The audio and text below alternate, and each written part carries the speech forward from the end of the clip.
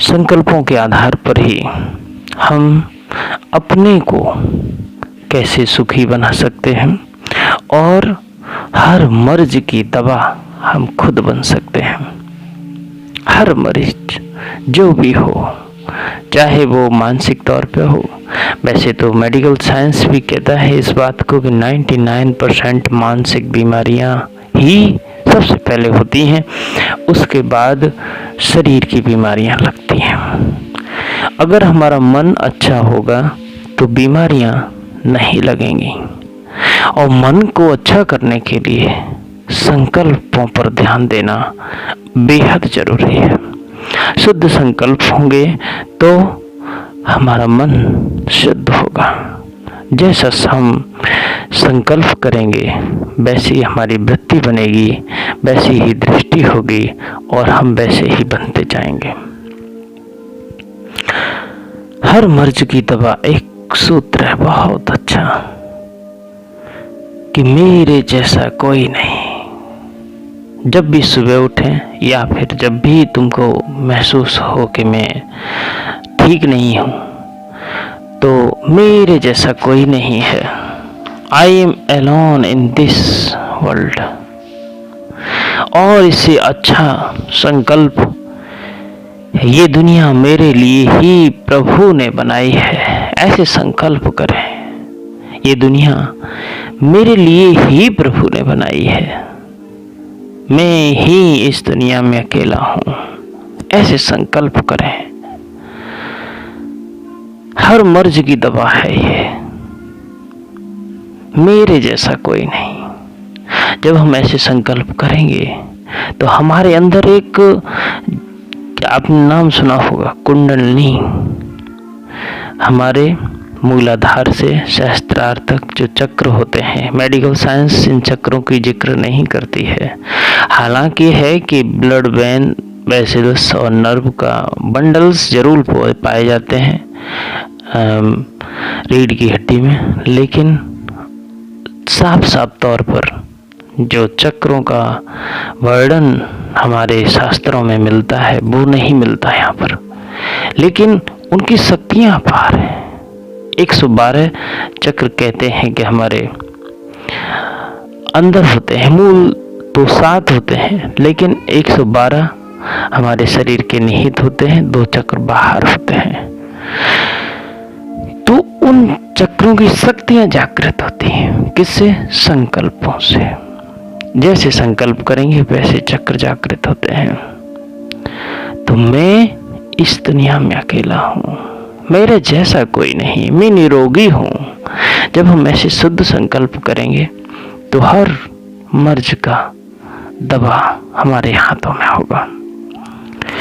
और इससे अच्छा संकल्प कि प्रभु का हाथ सर पर महसूस करें। जब भी कोई भी गिला हो आपको या फिर परेशानी महसूस हो, तो प्रभु का हाथ मेरे सर पर है।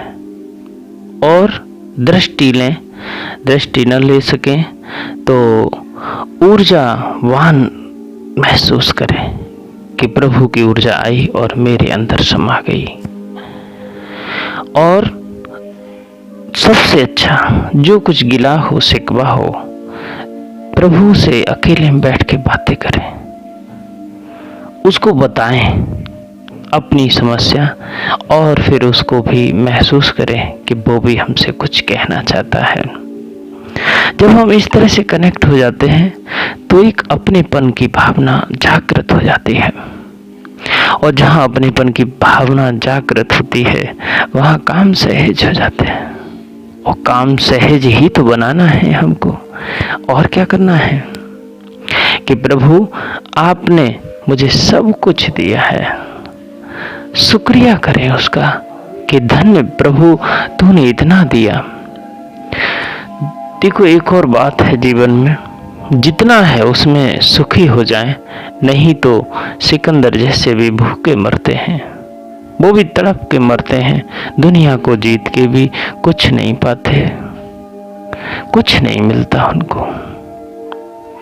दुनिया भी हमारी हो जाए और हम प्रभु के न बने तो कौन सी दौलत ली हमने?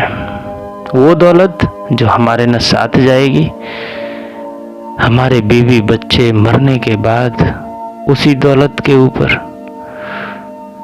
अपने मजे लेंगे। क्या होगा आखिर?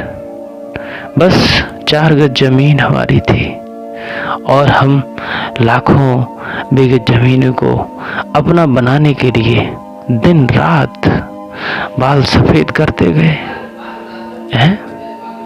सोचना, जितना है प्रभु ने दिया उसमें ही खुश हूं और उसे शुक्रिया अदा करा कि प्रभु तूने जो दिया है वो इतना है कि इसकी कोई कीमत नहीं है। हम स्वस्थ हैं, यही काफी है।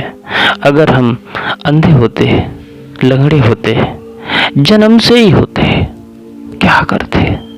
किसके पास जाके रोते आखिर कि प्रभु तूने ऐसा क्यों किया? आज इतना तो है, हम स्वस्थ हैं,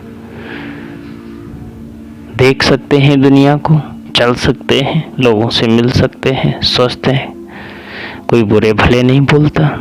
इतना तो है, इतना काफी है। हमेशा एक और संकल्प है शुद्ध, मैं संसार में भगवान का प्यारा बच्चा हूं।